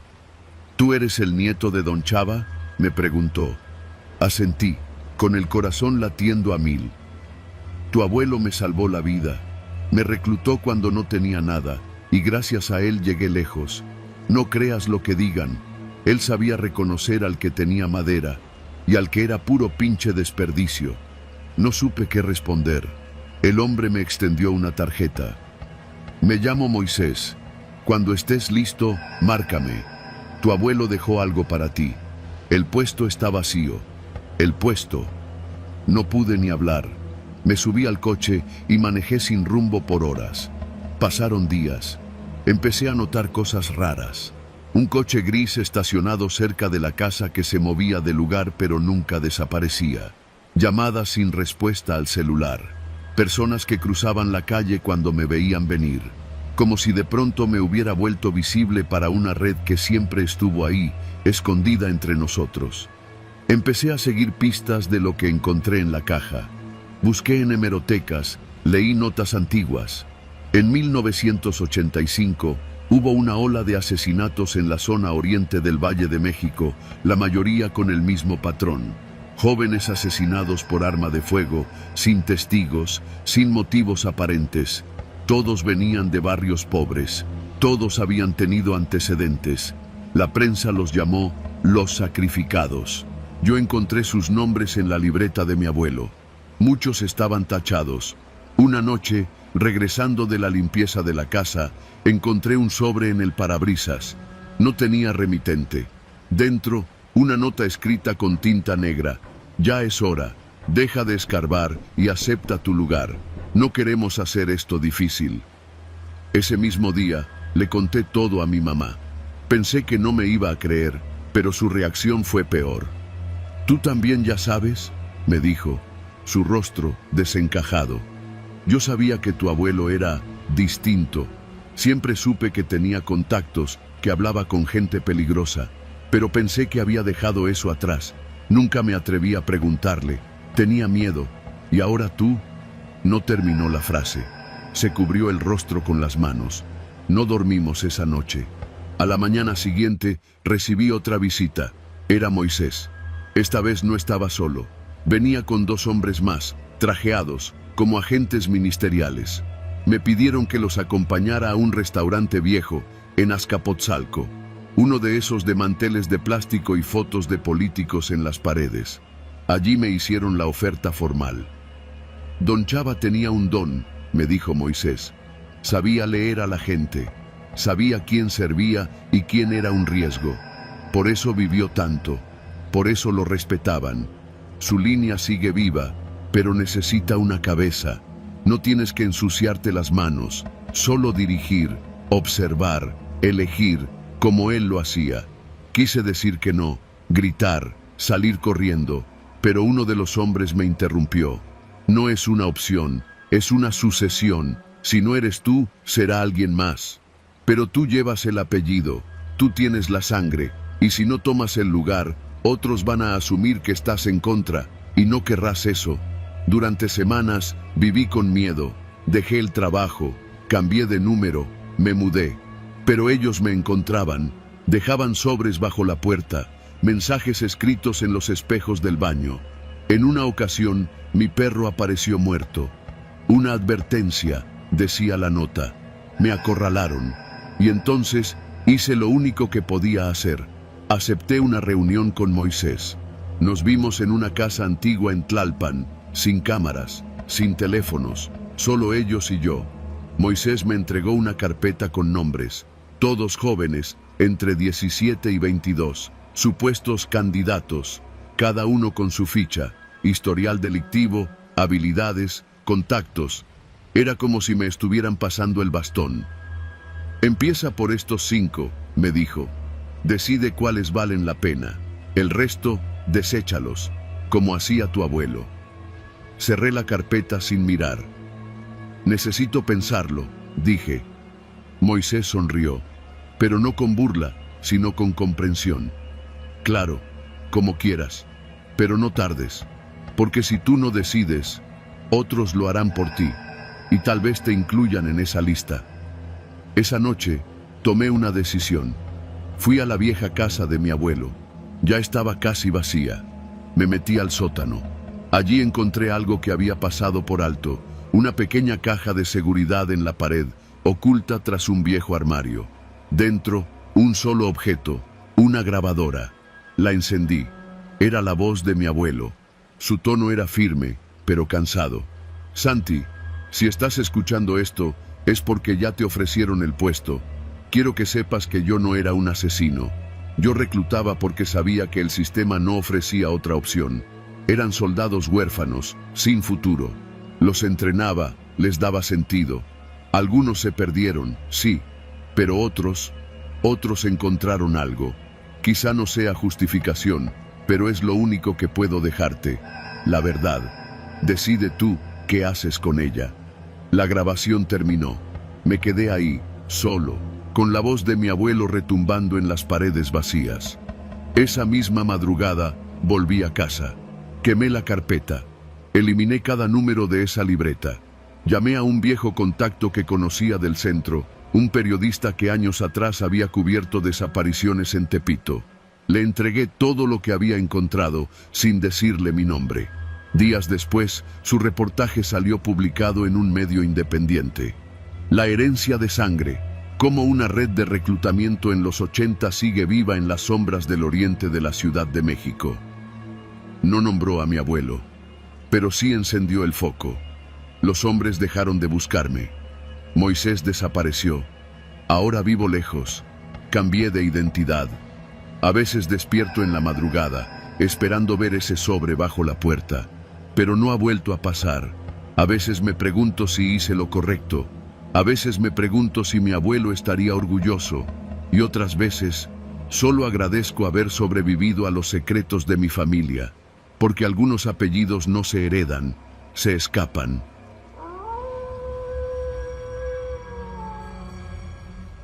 Me llamo Rosa. Tengo 36 años y desde hace poco más de un año trabajo como empleada doméstica en una casa grande de Jardines del Pedregal, en la Ciudad de México. Desde el principio, el trabajo me pareció una bendición. Casa limpia, buena paga, comida incluida y lo mejor de todo, cuarto propio con baño. Para alguien como yo, que ha trabajado en casas donde a veces ni una colchoneta me dejaban, eso era un lujo. La señora Gabriela, mi patrona, era una mujer elegante, de esas que uno ve en la televisión o en las revistas de sociedad. Siempre muy bien arreglada, con su cabello pintado de rubio claro y unos lentes oscuros, aunque no hubiera sol. Daba órdenes con suavidad, pero con ese tono que no deja espacio para dudas. Tenía una hija, Jimena, adolescente, bastante retraída y grosera, pero eso nunca fue problema. Yo iba a lo mío, limpiar, lavar, cocinar, mantenerme al margen. Al principio todo iba normal. Yo limpiaba toda la casa durante el día y por la noche me encerraba en mi cuarto a ver telenovelas en el celular o a escribirle a mis hijos en Veracruz. Me sentía tranquila, pero con el tiempo empezaron a pasar cosas que me parecieron raras. Cosas pequeñas, pero que juntas empezaron a incomodarme. Una vez encontré mi ropa interior perfectamente doblada, acomodada de una forma que yo no suelo hacer. Otra vez, el cajón donde guardo mis cosas tenía la cerradura forzada. Pensé que había sido la muchacha anterior, que a veces venía a cubrirme los domingos, pero luego supe que ella no entraba a mi cuarto. Y aunque no vi nada fuera de lugar, comencé a tener la sensación constante de que me observaban, como si en la casa hubiera algo más que yo no podía ver. Un viernes por la noche, ya acostada, me fijé en una lucecita muy tenue en la esquina del techo, justo donde se encuentra el ropero empotrado. Me pareció raro. Me levanté a ver con el flash del celular y vi algo que parecía un pequeño círculo negro, del tamaño de una moneda. Lo toqué. Estaba tibio. La siguiente semana, esa sensación de ser observada se hizo tan intensa que dejé de cambiarme ropa dentro del cuarto. Me iba al baño y cerraba con seguro. Me sentía ridícula, paranoica, pero algo dentro de mí no estaba tranquilo. Hasta que una noche, la señora Gabriela me pidió que limpiara su oficina personal. Nunca me dejaba entrar ahí, pero según ella, tenía una videollamada con una empresa de inversiones suiza y necesitaba todo impecable. Cuando fui a limpiarla, vi una laptop en el escritorio. Estaba encendida. Pensé en apagarla, por si se calentaba, y al tocar el mouse, la pantalla se activó. No era una llamada ni un archivo de Excel como esperaba. Era una carpeta llena de nombres. Rosa 01, Rosa baño, Rosa noche, Rosa cambiando, Rosa durmiendo. El corazón me dio un vuelco. Abrí uno de los archivos. Me vi a mí misma entrando al cuarto, quitándome el mandil. Me vi sentándome en la cama, rascándome el brazo, bostezando. Era de hace 2 noches. No pude ver más. Sentí que la sangre se me bajaba a los pies. Cerré la laptop de golpe y salí de ahí sin hacer ruido. El estómago me ardía. Temblaba. Estaba atrapada en una casa donde me espiaban, donde mi privacidad había sido convertida en archivo. Esa noche no dormí. Revisé cada rincón del cuarto con la linterna del celular. Encontré otra cámara, camuflada en la rejilla del ventilador, y una más en la lámpara de noche. Me sentí sucia, vulnerable, como si mi cuerpo hubiera sido tocado sin permiso durante meses sin que yo lo supiera. Lo primero que pensé fue en irme, agarrar mis cosas y salirme, pero mis ahorros no daban para mucho. Tenía que planearlo. Al día siguiente fingí que todo estaba normal, pero algo en mi cara debió traicionar mi nerviosismo, porque esa misma tarde la señora Gabriela me dijo que necesitaba hablar conmigo. ¿Estás bien, Rosa?, me preguntó con esa voz dulce y controladora. Te veo algo distraída. Negué. Dije que solo era el calor. Si algún día necesitas algo, ya sabes que puedes confiar en mí, agregó, con una sonrisa que me erizó la piel. Quería vomitar. Al día siguiente fingí que me dolía la cabeza y me quedé en el cuarto. Esperé a que la casa estuviera vacía. Bajé a la oficina y volví a encender la laptop. Esta vez fui más allá. Descubrí una aplicación abierta llamada Stream Secure. Desde ahí se podían controlar todas las cámaras. No solo en mi cuarto, también había en el baño de visitas, en la lavandería, en el vestidor de la señora. Y lo peor, una sección titulada VIP Clients. Entré. Había videos organizados por nombre, fecha, categoría, clips míos, de otras mujeres, mujeres jóvenes, probablemente otras empleadas anteriores, y un botón que decía enviar a cliente. Sentí náuseas. Todo encajó de golpe. No era solo que me espiaban, estaban vendiendo mis videos, mi intimidad, mi cuerpo durmiendo, mi cuerpo cambiándose, mi cuerpo en momentos que nunca debieron ser públicos. Salí de la oficina temblando. Empaqué lo poco que tenía, metí el celular en una bolsa negra con mi ropa sucia y salí de la casa con la excusa de ir al Oxxo. Llevé mi mochila conmigo y no volví. Me quedé esa noche en casa de una amiga que vive en Tláhuac. Le conté todo. No podía dejarlo así. Denuncié. Pero la policía fue lenta, demasiado lenta. Fui al Ministerio Público, llevé pruebas, pero dijeron que sin orden de cateo no podían hacer nada, que necesitaban más pruebas, más tiempo, más denuncias. Y yo no tenía tiempo. Las cámaras seguían grabando. Mi imagen seguía vendiéndose como si no valiera nada. Así que hice lo único que me quedaba. Volví. Una semana después, regresé a la casa, fingiendo que todo era un malentendido. La señora Gabriela me recibió con una sonrisa fingida. «Qué bueno que recapacitaste, Rosa», me dijo, condescendiente. «Sí, señora, perdón por todo», respondí. Esa misma noche, mientras ella dormía, entré otra vez a su oficina. Ya había preparado una memoria USB con todos los clips posibles. Esta vez conecté la laptop al celular y subí todo a la nube. A la mañana siguiente me fui, esta vez para siempre. Con la evidencia, los abogados sí pudieron actuar. Gabriela fue detenida 2 meses después. La investigación reveló una red de voyeurismo disfrazada de seguridad doméstica.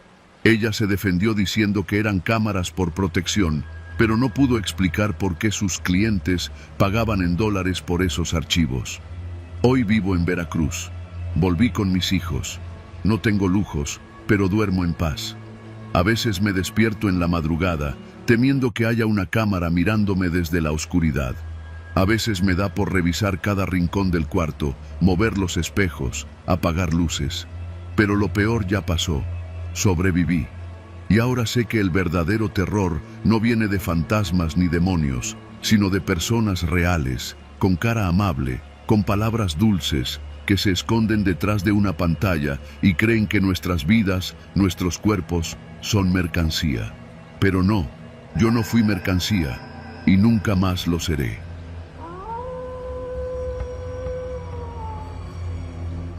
Me llamo Sergio Díaz, y durante más de 3 años trabajé como guardia de seguridad en una plaza comercial ubicada en las afueras de León, Guanajuato. No era un trabajo complicado. Vigilancia nocturna, rondas cada hora y mantener encendidas las cámaras en la sala de control. La plaza no era grande, pero sí bastante transitada durante el día. Por la noche quedaba vacía, salvo por mí y a veces algún velador externo que daba rondines por la periferia. Al principio, todo era rutina. Llegaba a las 10 de la noche, saludaba al vigilante saliente, me instalaba en el cuarto de monitoreo y me preparaba para una noche aburrida viendo cámaras mientras escuchaba la radio bajito. Pero eso cambió después de que me ofrecieron un pequeño extra. Fue un hombre el que me lo propuso. No supe su nombre y tampoco se lo pregunté. Llegó una noche cualquiera, bien vestido, barba recortada, un reloj de esos carísimos que solo ves en escaparates. Se presentó como un proveedor de uno de los locales, pero no me quiso decir de cuál. Me ofreció 2,000 pesos por desconectar el sistema de cámaras durante 15 minutos. justo entre la 1 y la 1:15. Dijo que era para recoger mercancía sin dejar rastro, por temas fiscales, me explicó. Le dije que no, así, de entrada. Me pareció un movimiento arriesgado y estúpido, pero a la semana siguiente volvió, con 5,000 pesos en la mano. Solo 15 minutos, me repitió, y con una sonrisa calmada, añadió, tú solo dices que hubo un apagón. Esa segunda vez, acepté. La necesidad es cabrona. Tenía deudas, mi esposa recién me había dejado con los niños, y vivir solo significaba estirar cada peso como si fuera chicle. La primera noche que lo hice, desconecté el router del sistema de cámaras a la 1 en punto. Lo volví a conectar a la 1:16 para que no se notara tan exacto. Nadie dijo nada, nadie notó nada. Y al día siguiente, en una bolsita de papel manila, sobre el escritorio del cuarto de seguridad, estaban 5 billetes de $1,000. Nadie me vio, nadie me reclamó. Empecé a hacerlo una vez a la semana, siempre el mismo día, jueves. Nunca vi nada sospechoso. A veces me levantaba a hacer rondines en ese lapso ciego, solo por curiosidad, pero no había nadie. Supuse que entraban por la zona de carga trasera. Esa área quedaba fuera del rango de cámaras. Se me hizo fácil pensar, mientras no le hagan daño a nadie, yo solo estoy desconectando un módem. Pero como todo en esta vida, las cosas empezaron a salirse de control. La primera señal de que algo iba mal fue un mensaje anónimo. Me lo dejaron bajo la puerta del cuarto de vigilancia. Decía, ¿crees que nadie lo nota? Pensé que era una amenaza o alguien jugando. No respondí. A la siguiente semana encontré una nota más, esta vez más directa. Hay consecuencias cuando uno deja entrar a los lobos. Empecé a inquietarme. Hablé con el tipo de los sobres, le pedí que ya no viniera más. Me dijo que estaba bien, que ya no necesitaría de mí. Me pagó el doble esa última vez, 10,000 pesos. Y ese fue el jueves en que todo se fue al carajo. Eran casi la 1. Estaba en el cuarto de cámaras y por costumbre ya me sabía los minutos exactos. Pero ese día no desconecté nada. Me quedé observando las pantallas. A la 1:02 vi a 2 hombres encapuchados entrar por el acceso de mantenimiento. Llevaban mochilas grandes y uno de ellos tenía una barra metálica. Pude ver claramente cómo se dirigieron a una tienda de telefonía. Tomé la radio y llamé al vigilante externo, pero no me respondía. Agarré mi celular, llamé a emergencias y cuando regresé la vista a las pantallas ya estaban dentro del local. Todo duró menos de 10 minutos. Salieron con bolsas negras llenas, caminando como si supieran que nadie los detendría. Ni una prisa. El detalle que me jodió la cabeza fue que uno de ellos miró directamente a la cámara y levantó la mano, como saludando. Cuando llegó la policía, ya no había rastro de ellos. Revisaron las cámaras, hicieron su parte, pero alguien había borrado el respaldo de las grabaciones. Todo el sistema quedó intacto, excepto los 15 minutos entre la 1 y la 1:15, exactamente como yo lo hacía antes. Y lo peor fue que yo no fui el que desconectó esa noche. Al día siguiente, me citaron en la administración. Me enfrentaron con los videos anteriores, me preguntaron por qué esas noches siempre había fallos en el sistema. Me defendí como pude.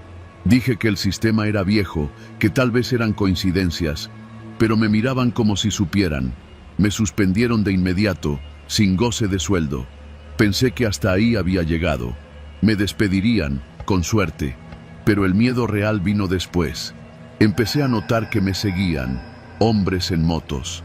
Una vez vi uno estacionado afuera de mi edificio durante horas. Luego, un paquete en mi buzón, una memoria USB con los videos que yo mismo había borrado del sistema semanas atrás. En uno de ellos, se me ve claramente desconectando los cables. Era un mensaje. Tenemos todo. Estás jodido. Decidí desaparecer. Agarré lo poco que tenía ahorrado, vendí el coche y me fui a vivir a casa de un primo en Guadalajara. Dejé todo atrás, pero el miedo no se va, porque sé que no eran simples ladrones. Aquello era una red, organizada, precisa. Y yo, por unos pesos, les abrí la puerta. Una vez soñé que me encontraba al tipo del reloj caro. En el sueño me sonreía mientras abría la puerta trasera de la plaza y me decía: los minutos robados no se devuelven. Hasta hoy, no sé cuántos robos ocurrieron en esos 15 minutos de oscuridad.